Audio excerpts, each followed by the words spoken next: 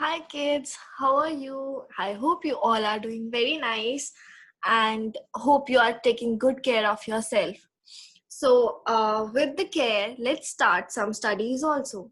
So, today we'll discuss about chapter 1, Know Our Planet. So, I just want to start with asking a question to you. How many planets are there in our solar system?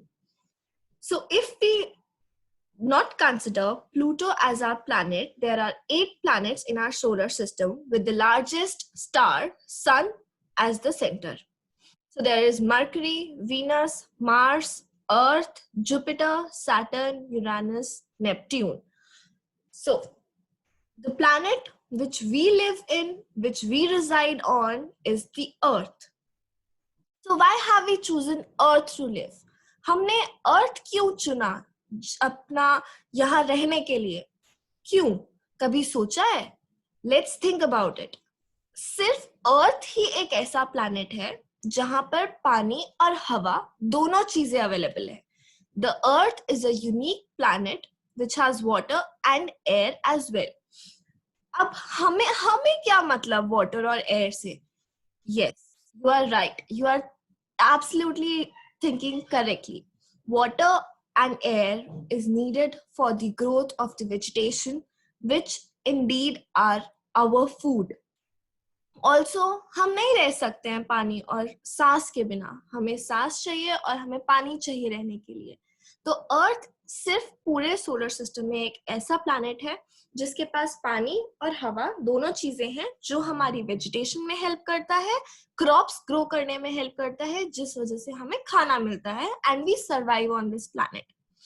So if I want to say, the earth is being divided into two parts: continents and oceans. Continents are the large land of masses.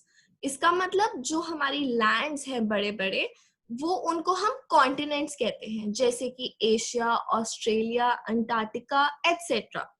ऐसे oceans, oceans क्या होते हैं?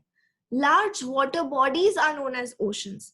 सी, अभी तक हमने ponds पढ़े, lakes पढ़े, but these are small water bodies which we call ponds and lakes, etc. But oceans are the large water bodies, are known as oceans, like Pacific Ocean, Indian Ocean, etc. So now, if you have understood, we'll move on.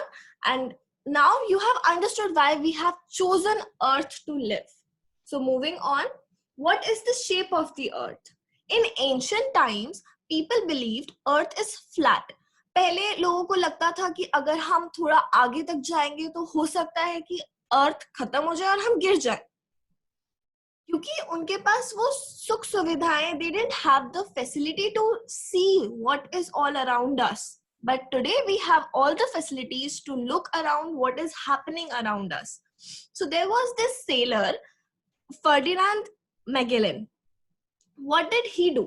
He was a sailor. Sailor मतलब कि वो अपनी ship लेके पूरे oceans में जाता था. तो उसने क्या किया? उसने सोचा कि let's prove that the earth is round. He never believed that earth is flat. So वो अपने एक रास्ते पे निकल गया और उसने कुछ टाइम में कुछ रास्ते कवर किए, जिससे उसे पता चला, जिससे उसने प्रूव किया कि भाई अर्थ फ्लैट नहीं है, अर्थ एक राउंड है. उसके बाद अब हम टेक्नोलॉजी वाइज हम इतने आगे बढ़ गए कि नए इन्वेंशंस हुए, जिससे पिक्चर्स हम लोगों ने ली सोलर सिस्टम से, which proved his facts कि अर्थ एक स्फेरिकल है.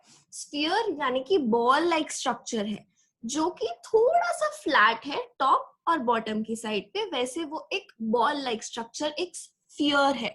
So earth is a spherical structure. It is sphere in shape.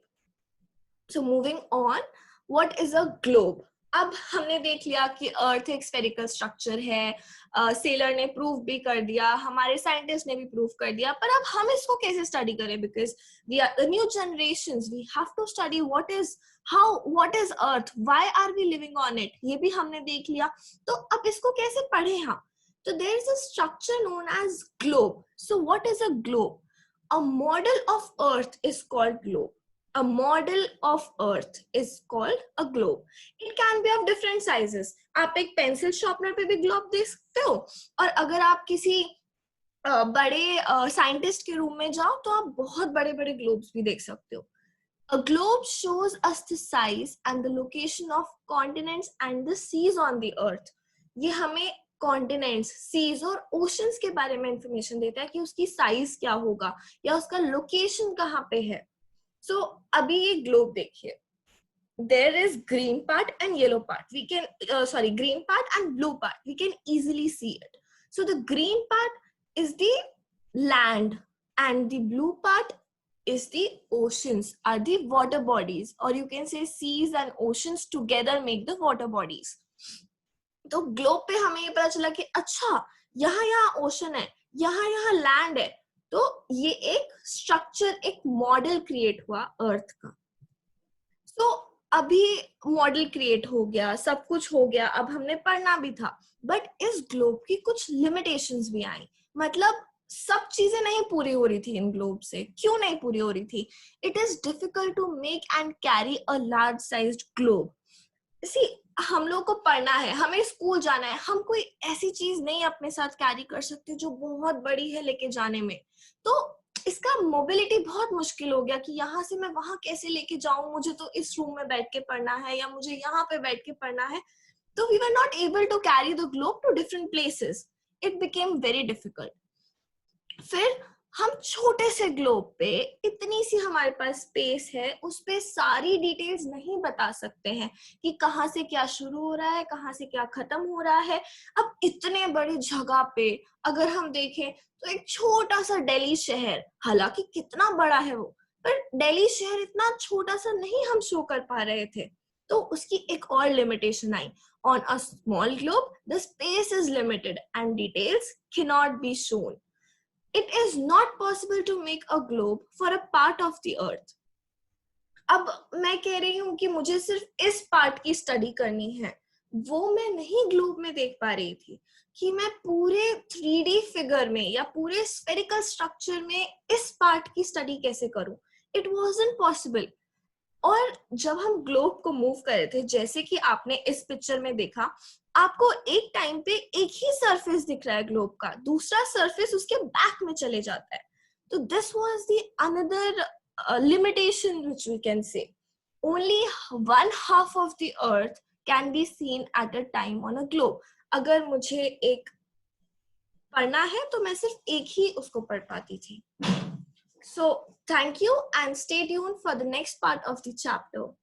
So we'll see how these limitations have crossed. Thank you.